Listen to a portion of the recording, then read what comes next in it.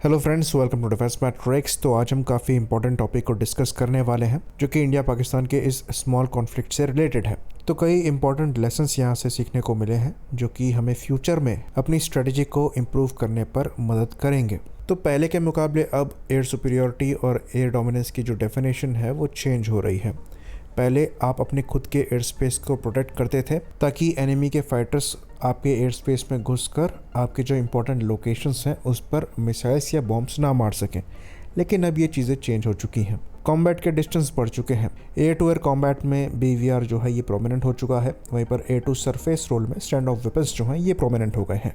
तो इन दोनों चीज़ों को इन एक्शन देखा गया इस लड़ाई में, जहाँ पर इंडिया द्वारा सरफेस टारगेट्स को पाकिस्तान के अंदर डिस्ट्रॉय किया गया, वो भी अपने ही एयर स्पेस से। वहीं पर अपने सरफेस टारगेट्स को प्रोटेक्ट करने के लिए पाकिस्तान द्वारा मल्टीपल BVR मिसाइल्स को इंडिया की तरफ फायर किया गया, जिसके अंतर्गत हमने कई BVR मिसाइल्स के रैकेट भी देखे हैं।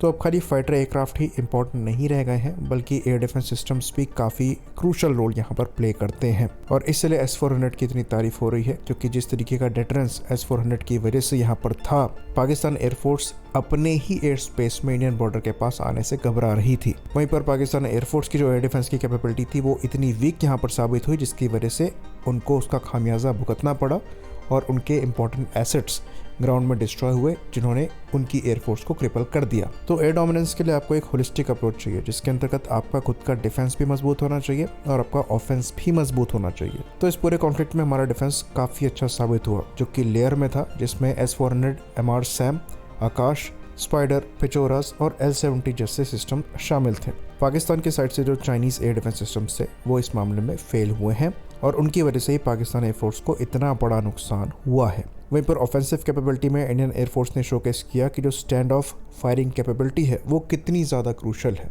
तो अब यहाँ पर जब सीज फायर अनाउंस किया गया तो कई लोगों द्वारा ये कहा गया कि अब इस चीज़ का फ़ायदा पाकिस्तान उठाएगा और वो पहले से ज़्यादा बेहतर तैयारी के साथ इंडिया पर अटैक करेगा, क्योंकि अब उनको अंदाज़ा लग गया है कि हमारी स्ट्रेंथ कहाँ पर एग्जिस्ट करती है। तो ये बात हम आपको बता दें कि खाली पाकिस्तान की साइड से ही इम्प्रूवमेंट नहीं हो रहे हैं, इंडिया की साइड से भी इम्प्रूवमेंट हो रहे हैं। ये जो लड़ाई हुई है ये एक्चुअली इसी फेज़ के दौरान हुई है। तो इंडिया कॉन्स्टेंटली अपने एयर डिफेंसेस को भी इम्प्रूव कर रहा है, फाइटर प्लेटफॉर्म्स को भी इम्प्रूव कर रहा है, बियॉन्ड विजुअल रेंज कैपेबिलिटी को भी इम्प्रूव कर रहा है, साथ ही साथ इलेक्ट्रॉनिक वॉरफेयर कैपेबिलिटी को भी इम्प्रूव कर रहा है। लॉन्चिंग म्यूनिशंस और ड्रोन्स के मामले में खासकर इंडिया की प्रोग्रेस काफ़ी ज़्यादा सराहनीय रही है, क्योंकि इस डोमेन में इंडिजिनसली हमने बहुत अच्छी प्रोग्रेस करी है। हमारे काफ़ी प्राइवेट प्लेयर्स इस रोल में निकलकर सामने आए हैं, जिनके इम्प्रेसिव ड्रोन्स हमारे द्वारा टेस्ट भी किए जा रहे हैं और सर्विस में इंडक्ट भी किए जा रहे हैं। बाकी सेल्फ डिफेंस की बात करें तो XR SAM जैसे प्रोजेक्ट्स हमारे द्वारा चलाए जा रहे हैं, जो कि हमारा देसी S-400 होने वाला है। तो प्रोजेक्ट कुशा के अंतर्गत हमारे द्वारा इस फील्ड में काम किया जा रहा है, जिसके अंतर्गत हम 3 तरीके के मिसाइल डिफेंस पर काम कर रहे हैं, जो कि 150 से 250 किलोमीटर और फिर 350 किलोमीटर तक टारगेट को इंटरसेप्ट करने की क्षमताएं वाली होंगी। जिसके लिए जो फायर कंट्रोल रडार सिस्टम है, सर्विलेंस रडार सिस्टम्स हैं, उन पर हमारे द्वारा खासकर बहुत ज़्यादा काम किया गया है। और हमारे द्वारा जो बैलिस्टिक मिसाइल डिफेंस सिस्टम्स हैं उस पर भी काम किया जा रहा है। अभी AD-1 मिसाइल का टेस्ट हमारे द्वारा किया जा रहा है, जो कि हमारे BMD फेज़ 2 का पार्ट है। तो वो एक्सो और एंडो एटमॉस्फेरिक इंटरसेप्शन करने में सक्षम है और वहाँ पर आपको 1000 से 3000 किलोमीटर तक की मैक्स रेंज मिल जाती है। वहीं पर AD-2 का भी डेवलपमेंट चल रहा है, जो कि खासकर एक्सो एटमॉस्फेरिक इंटरसेप्शन के लिए है। ये तो खाली लॉन्ग रेंज सिस्टम्स हो गए। अब बात कर ले हम शॉर्ट रेंजेस के लिए, तो आकाश के नए वर्जन्स पर हम काम कर रहे हैं। आकाश NG हमारे द्वारा टेस्ट करी जा रही हैं। ये मिसाइल्स करंट आकाश के कंपैरिजन में लॉन्गर रेंज इंटरसेप्शन करने में सक्षम है। एक्चुअल रेंज कहीं बताई नहीं जाती है।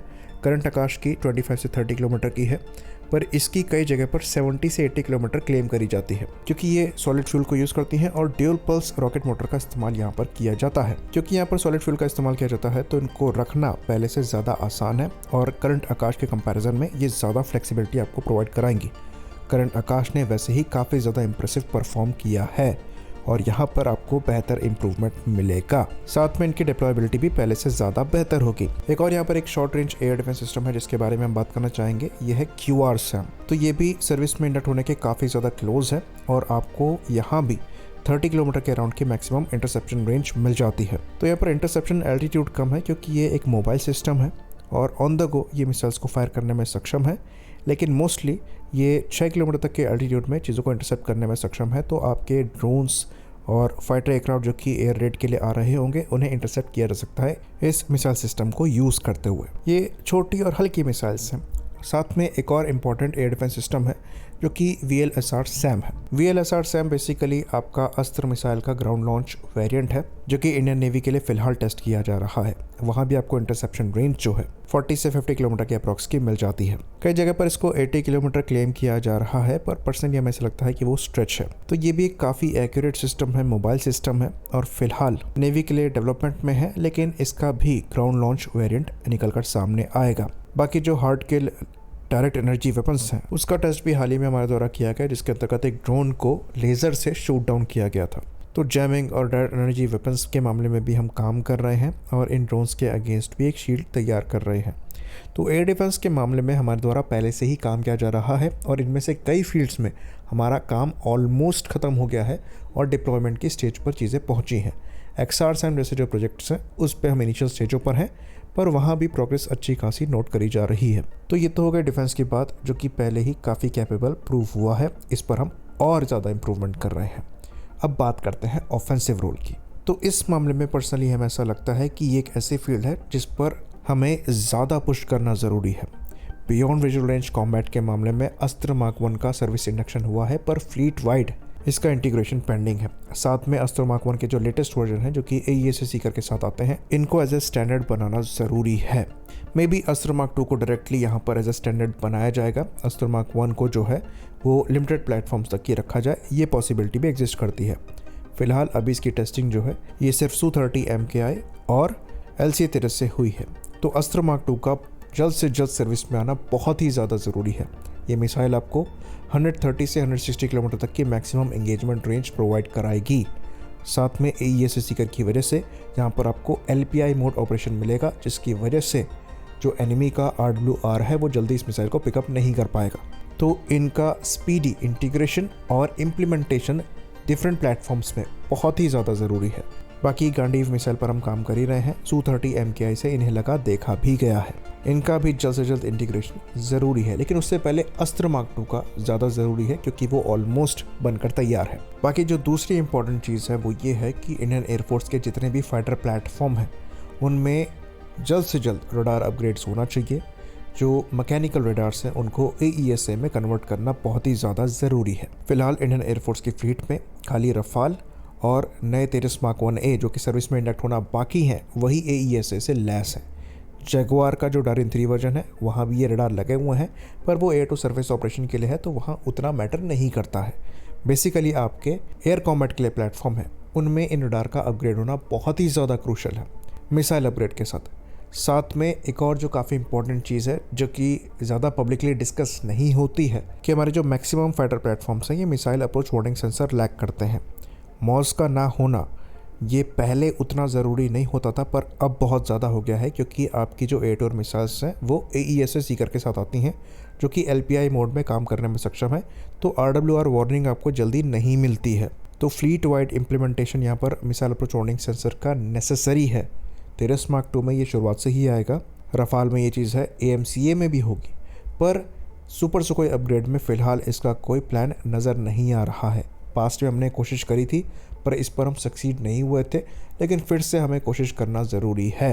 बाकी इसके बाद जो इम्पोर्टेंट है वो AWACS प्लेटफॉर्म जो हम डेवलप कर रहे हैं, जिसके अंतर्गत पहला आपका नेत्र मार्क 1A है जो करंट नेत्र का मॉडिफिकेशन है, जिसके अंतर्गत गैलियम नाइट्राइड बेस्ड रडार्स का इस्तेमाल किया जाएगा, जहां पर आपको डिटेक्शन रेंज बढ़कर ऑलमोस्ट 400 किलोमीटर के आसपास की मिल जाएगी। ये प्लेटफॉर्म इंडियन एयरफोर्स ले ही रही है। साथ में नेत्र मार्क 2 का भी डेवलपमेंट चल रहा है, जिसके अंतर्गत ज़्यादा बड़े एयरबस के A320 प्लेटफॉर्म में ये रडार्स लगाए जा रहे हैं और वहाँ भी आपको रेंज और एंड्योरेंस दोनों में एक्सटेंशन मिलेगा। तो अभी आप 6 AWACS इस्तेमाल करते हैं, फिर आपके नेत्र मार्क 1A और मार्क 2 के नंबर्स मिलाकर ये 18 पहुँच जाएंगे। तो हमारी रिक्वायरमेंट उससे भी ज़्यादा है, पर फिलहाल 18 पहुंचना ज़रूरी है। उसके बाद जो हमारे इंटेलिजेंस के प्लेटफॉर्म है जिनका प्रोक्योरमेंट काफ़ी सालों से पेंडिंग है, उसे भी स्पीड अप करना ज़रूरी है, जैसे कि I-STAR प्लेटफॉर्म हो गए। तो ये जो इंटेलिजेंस प्लेटफॉर्म है इनकी रिक्वायरमेंट हमारे यहाँ कई सालों से पेंडिंग पड़ी हुई है। तो इंटेलिजेंस गैदरिंग में ये क्रूशल डेटा प्रोवाइड कराते हैं और मॉडर्न वॉरफेयर में ये चीज़ बहुत ही ज़्यादा ज़रूरी है। बाकी जो कॉमजैम प्लेटफॉर्म है उनकी रिक्वायरमेंट भी यहाँ पर एग्जिस्ट करती है, जिन पर हम काम कर ही रहे हैं, पर ये स्पीड अप करने की ज़रूरत है। तो हमें ऐसा लगता है कि इस इंसिडेंट के बाद इस प्रोसेस में थोड़ी गति आएगी और ये जो प्रोक्योरमेंट्स बचे हुए हैं, जो डेवलपमेंट बचे हुए हैं, ये स्पीड अप होंगे। बाकी इंडिया द्वारा हाइपरसोनिक वेपन्स पर भी काम किया जा रहा है, जिसके बारे में कुछ ही दिनों पहले हमने बताया था। तो पाकिस्तान सुपरसोनिक मिसाइल्स को नहीं जैम कर पाया या रोक पाया, तो हाइपरसोनिक तो वो कर ही नहीं सकता। तो पाकिस्तान के रिगार्ड में फिलहाल इस चीज़ को स्पीड अप करने की रिक्वायरमेंट नहीं है। हाँ, अपनी गति से इसका डेवलपमेंट हो ये ज़रूरी है। चाइना के रिगार्ड में ये इंपॉर्टेंट है, पर पाकिस्तान के रिगार्ड में उतना नहीं है। तो ये कुछ चीज़ें हैं जो अभी हमने एक्सप्लेन करी, जिस पर हमें जल्द से जल्द काम करना ज़रूरी है और इनको सर्विस में जल्दी इंडक्ट करना ज़रूरी है, ताकि हम अपनी तैयारियों को बेहतर बना सकें। बाकी लास्ट में एक और चीज़ ऐड करना चाहेंगे कि हम डेटा लिंक्स को यूज़ करते हैं, एडवांस डेटा लिंक्स को यूज़ करते हैं पाकिस्तान के कंपैरिजन में, पर इम्पोर्टेड है। बहुत ज़रूरी है कि ये इंडिजिनस हो, जिस पर हम काम कर रहे हैं, और इनका जल्द से जल्द इम्प्लीमेंटेशन हो, क्योंकि आपके सारे इक्विपमेंट को ये चीज़ बांध के रखती है। तो इसका एक स्टैंडर्ड का होना बहुत ज़्यादा ज़रूरी है। आई होप इन्फॉर्मेशन यहाँ पर क्लियर रही हो। इसी बात पर इस वीडियो को हम ख़त्म करेंगे। लाइक करिए, सब्सक्राइब करिए। जय हिंद।